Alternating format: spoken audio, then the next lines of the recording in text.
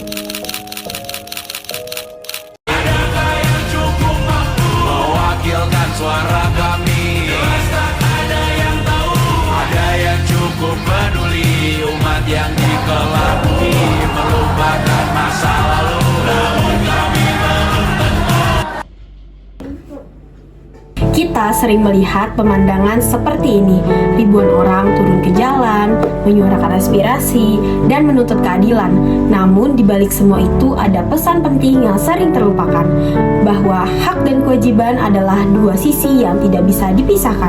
Setiap warga negara memiliki hak untuk menyampaikan pendapat di muka umum, sebagaimana dijamin dalam pasal 28E ayat 3 UUD 1945 dan ditegaskan dalam pasal 25 Kovenan Internasional Hak Sipil dan Politik.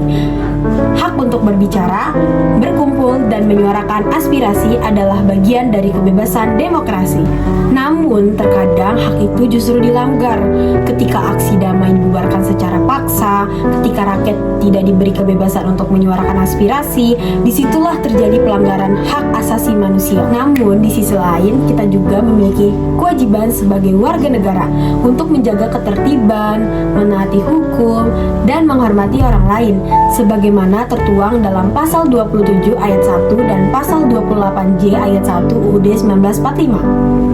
Ketika demonstrasi berubah menjadi anarki, ketika kemarahan berubah menjadi perusakan fasilitas umum atau lahan lainnya, maka yang dilanggar bukan lagi hak, tapi kewajiban kita sebagai warga negara. Kita memang menuntut keadilan, tapi kita juga harus menjaga kedamaian.